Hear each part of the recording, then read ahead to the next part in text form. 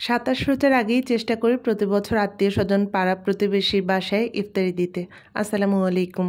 আপনারা সবাই কেমন আছেন? আশা করছি আপনারা সবাই ভালো আছেন। আলহামদুলিল্লাহ, আল্লাহর অশেষ রহমতে আমরাও সবাই ভালো আছি।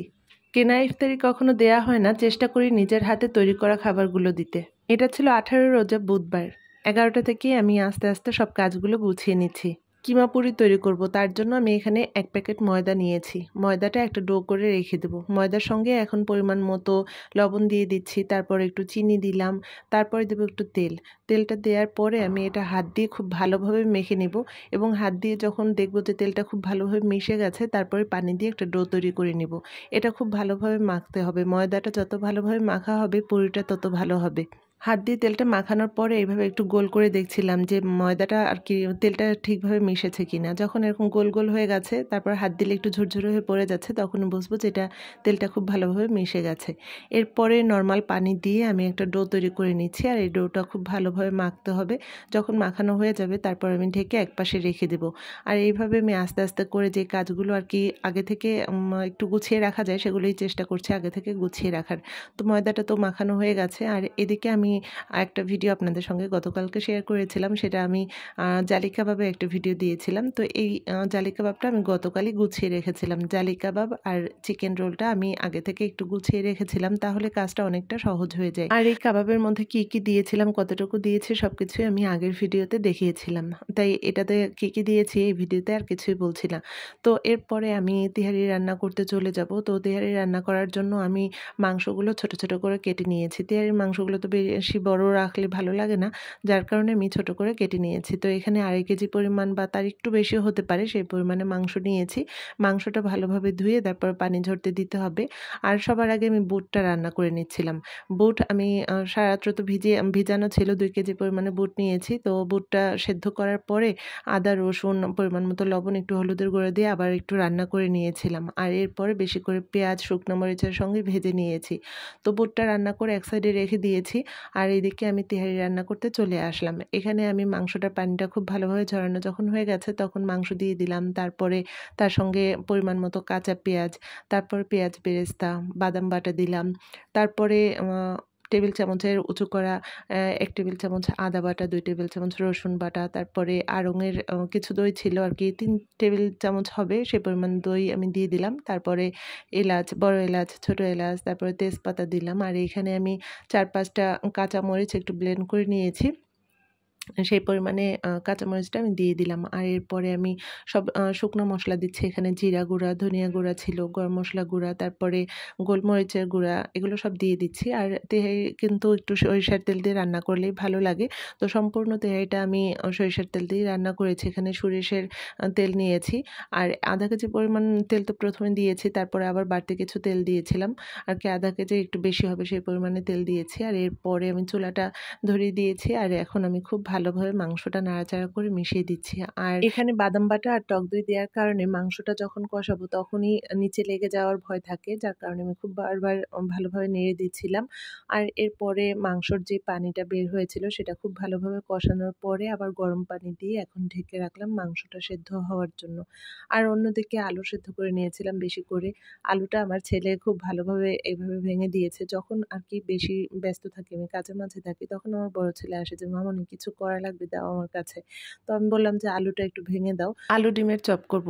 এজন্য এখানে বেশি করে ধনিয়া পাতা, তারপর পেঁয়াজ বেরেস্তা, তারপরে একটু গরম মসলা গুঁড়ো দিয়েছি। আর এরপরে একটু ঘি দিলাম, বোম্বাই মরিচ কুচি দিয়েছি। আলু ভর্তা আর কি আলুর চপের মধ্যে একটু বোম্বাই মরিচ দিলে আমার কাছে ভালো লাগে। তো এরপরে ডিম দিয়ে আমি এভাবে আর কি একেকটা চপ তৈরি করে দেখিয়ে দিলাম আমার হেল্পিং হ্যান্ড আছে তাকে। তো এরপরে আমি সব কাজ তো আর ওর উপর ছেড়ে দেওয়া যায় না, দেখা যায় ওকে আমার দেখিয়ে দিতে হয়। তো এখানে মাংসটা যখন রান্না হয়ে গেছে, তখন আমি এখানে ২ কেজি পরিমাণ পোলাও চাল নিয়েছি। আর এখন পরিমাণ মতো সব কিছু দিয়ে দিলাম আর কি, গুঁড়া দুধ, চিনি, স্বাদ অনুযায়ী লবণ, কাঁচামরিচ, এগুলো সব দেওয়ার পরে এখন খুব ভালোভাবে চালটা মাংসর সঙ্গে মিশিয়ে নিচ্ছি। আমার যে হেল্পিং হ্যান্ড আছে সে যদি নিজে থেকে কিছু করতে পারতো তাহলে কাজটা আমার তাড়াতাড়ি হয়ে যেত, আরও সহজ হয়ে যেত, কিন্তু ওকে দেখিয়ে দিতেও আমার একটু সময় লাগে, তো যার কারণে একটু দেরি হয়ে যাচ্ছিল। আর এখানে আমি খুব তাড়াহুড়ো করছিলাম। যখন চালটা খুব ভালোভাবে মেশানো হয়ে গেছে তারপরে আমি পরিমাণ মতো গরম পানি দিয়ে দিলাম তেহারির মধ্যে। আর এখন কিছু সময় যখন টকবক করে ফুটে উঠেছে তারপর আমি ঢেকে রেখেছিলাম। আর এটা ছিল একদম শেষের দিকে, যখন এটা রান্না হয়ে গেছে তখন আমি বেশি করে একটু পেঁয়াজ বেরেস্তা দিয়ে আবার ঢেকে রেখে দিলাম। আর এদিকে এসেছি আমি কিমা পুরির কিমাটা তৈরি করার জন্য, কিমার পুরটা। তো এখানে আমি বেশি করে পেঁয়াজ কাটা, সামান্য একটু লবণ দিয়ে প্রথমে ভেজে রেখে দিয়েছি। এই কিমা পুরির পেঁয়াজটা বেরেস্তা করা যাবে না, পেঁয়াজটা একটু নরম থাকতেই আমি কাঁচামরিচ তারপরে কিমাটা দিয়ে দিয়েছি। আর এই কিমার সঙ্গে কিন্তু প্রথমে আমি একটু লবণ, আদা বাটা, রসুন বাটা দিয়ে সেদ্ধ করে এটা ব্লেন্ড করে নিয়েছিলাম। আর এখন ওইগুলো কিছুই দিইনি, শুধু পেঁয়াজ, কাঁচামরিচ, স্বাদ অনুযায়ী লবণ দিয়ে কিমাটা তৈরি করে নিয়েছি।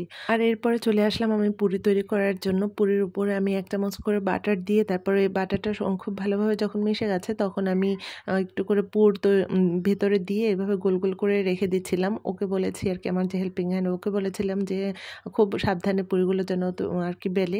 আর এরপরে আমি এখানে একটা ডিমের সঙ্গে একটু কর্নফ্লাওয়ার দিয়ে দিয়েছি। জালি কাবাবগুলো সব তৈরি করা হয়ে গেছে, শুধু 4টা বাকি ছিল। এই 4টা আমি একটু বেশি ডিম দিয়ে ভেজে নিচ্ছি। অন্যগুলো তো ডিমের মধ্যে একটু ডুবিয়ে নিয়ে তারপরে একটু হাতে ডিমের ছিটা দিয়ে বারবার তারপর উল্টে দিলে একটু জালি জালি ভাব হয়, সেভাবে ভেজেছিলাম। আর এখানে ডিমটা থেকে যাবে এই কারণে আমি বেশি করে ডিমটা দিয়ে দিয়েছি। আর অন্যদিকে সব ভাজাগুলো আস্তে আস্তে হচ্ছে। আর এগুলো তৈরি করতে যতটা না সময় লেগেছে ভাজতে তার চাইতে বেশি সময় লেগেছে। আর আমি তো বারবার ঘড়ি দেখছিলাম যে আর হাতে কতটুকু সময় আছে, আর কি 4টার মধ্যে সব কিছু তৈরি করতে পারবো। তো 4টার মধ্যে তৈরি করতে না পারলে দেখা যাবে যে এগুলো বাড়তেও তো আবার সময় লাগবে। তো ইফতারের আগে আগে চেষ্টা করছিলাম এগুলো সব বাসায় যেন পৌঁছাতে পারি। আর এইদিকে আমি একদিকে ভাজছিলাম আর আমার ছেলে এদিকে আসছে, দেখেন একটা পুরি বানিয়েছে ও।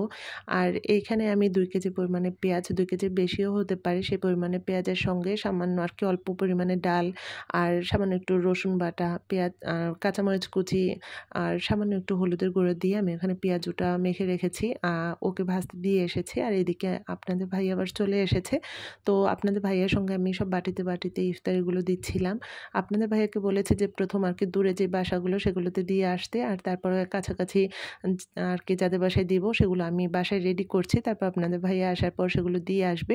তো এখানে আমার সব বাটিতে রেডি করা হয়ে গেছে। তো এই ছিল আমার ইফতারি যেদিন দিয়েছিলাম সেদিনের ছোট্ট একটি ভ্লগ। চেয়েছিলাম একটা পিঠা আইটেম রাখতে, কিন্তু সেই সময় আর পাইনি। সব কিছু আর কি তৈরি করার পরে ভাজতে ভাজতে অনেকটা সময় লেগেছে, যেহেতু আইটেম কম ছিল কিন্তু পরিমাণে অনেক বেশি ছিল। এতগুলো পরিমাণে আর কি ভাজতে অনেকটা সময় লেগেছে, 2 চুলায় ভেজেছি, তারপর অনেক সময় লেগেছে। তো আজকের ব্লগটা এখানেই রাখছি, আবার অন্য কোনো ব্লগে আপনাদের সঙ্গে গল্প করতে চলে আসবো। সে পর্যন্ত আল্লাহ তাআলা যেন আপনাদের সবাইকে ভালো রাখে। খোদা হাফেজ।